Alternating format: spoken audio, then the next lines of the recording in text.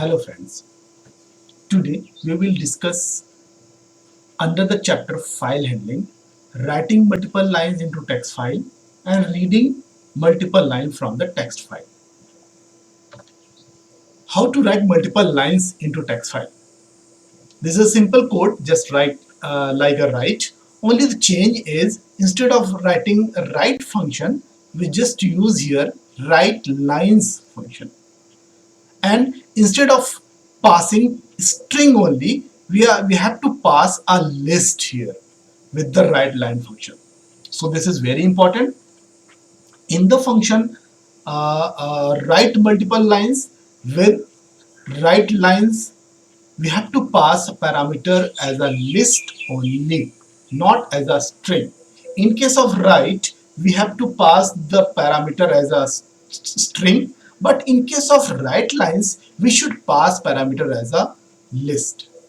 This is the only difference. Rest is okay. Now, see, the every code is same. Opening of text file into write mode, writing that matter list into file with the function write lines, and then flushing and just closing. Now see how it can be called. Here I'm creating a variable text by passing one space intentionally. Why one space? Because I am just checking the length, and if the length is greater than 0, then the following code will run. Otherwise, stop. So for that purpose, I'm just putting intentionally one space in between two quotes. And another one is data, which is the list, because in function write lines we have to pass a list only. So that's why the list, it is list. Now the loop is started while length text is greater than 0. The first time obviously text length will be greater than 0 because I already entered here one space, so text length will be greater than 0. Then taking input from the user in form of line, and that input is being stored into text, and that text is being appended into the list with /n, that is a new line character /n. So each and every line is being separated by its new line character, and that will be appended into the list. That's a simple code, and this will stop, the line entry will stop until unless we are not pressing simple return enter key without typing any character. Means if you are not typing any character and just pressing the enter key, the text value, the length of text will be 0 and the loop will stop. The condition will false and the loop will stop. Okay, now see how it can be done into programming code. Okay, see, this is the function to write multiple lines, the same as what we saw in PPT. Write multiple lines, and the passing parameter is the list. Just take care, this is the most important, and the rest code is same. Opening the file into write mode. Write line function used instead of write. We have to use write lines. S is important, write lines, because I'm going to write multiple lines. That's why the write lines. And the list is being passed carrying the multiple lines. Then flushing and the closing. The close is a function. Flush is a function. Just see, because of the opening and closing. Even though if we're writing just close file.close, the Python will not object.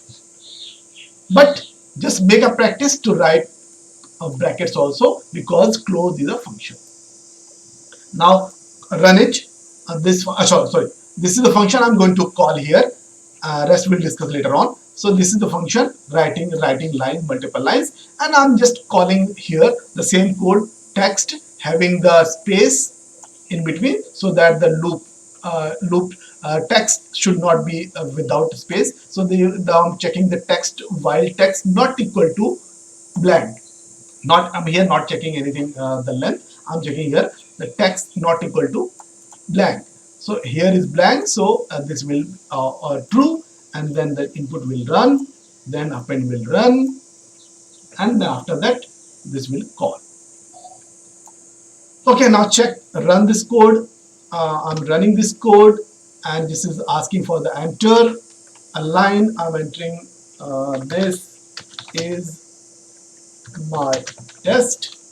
Okay, I am testing my code. Okay, let's say only two. And after that, if I want to stop, then just press enter once again without entering any key. So that's okay. So line is already written inside the file. Now check how is it written or not. Let me check it here. The file is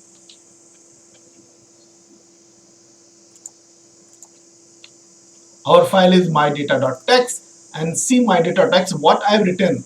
What is spelling does not matter. What I have written here on that input, that is being stored with the slash n. Because of slash n, the new line is started from the next line. So the data is already written inside the file. Now, how to read? Now read the file. So reading is different ways. So first I'm using read line, not lines. Read line. It means this will read single line at a time in form of string. Single line at a time in form of string, because read line is there without parameter. So read line, one line at a time. And this loop is speaking that read one by one lines. So one line, then one line, then one line, line by line.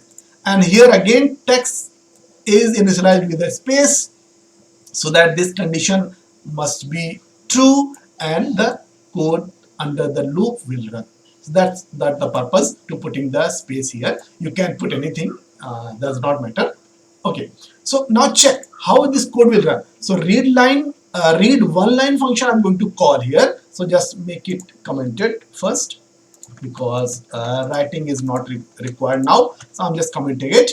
And read line, I'm just opening the read line here to read the function. It means whatever we written there, the spelling does not matter. What is entered inside the text file, that will be taken by this function and being printed on the screen. Okay, now run. So I'm running, and now this, see, the whatever is written into the text file, that is printed on the screen directly here.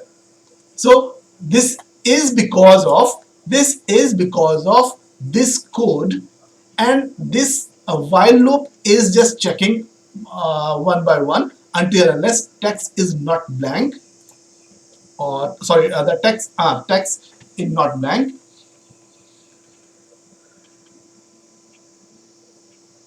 Now this function read line is taking one by one line in form of a string. That is important. Read line will take input from the text file in form of a string one by one line and printing as it is on the screen. So this is the use of read line.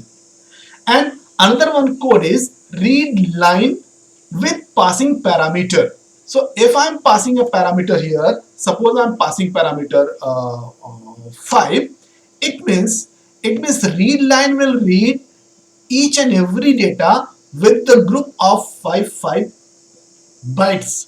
So now this will read 5 bytes at a time. It means that each and every time only 5 bytes will be read, and not the whole line, only 5 bytes. So now check it again after writing 5 as a parameter. So the difference is, let's see. Yeah, now the difference is like this. So see here only 5 bytes, T, H, I, 3 byte, space is 1 byte, and this is the I is 5th byte. So overall this is 5 byte. Here is again 5 byte. S is 1 byte, space is 1 byte, my is 2 byte, and one space after my is again 1 byte. So this is 5 byte. Here test is again 5 byte, 4 byte is this, and 1 byte after the test. So this is again slash n. That is again 1 byte. Slash n is the character. That is again 1 byte. So that is the 5 bytes. So same case is here. So it's because space slash n, anything whatever you are writing into text file is a byte, is a character that carries at least 1 byte. So this is the reading of 5 byte. So using this read line, if you are not passing any parameter, it will read whole line at a time in form of a string.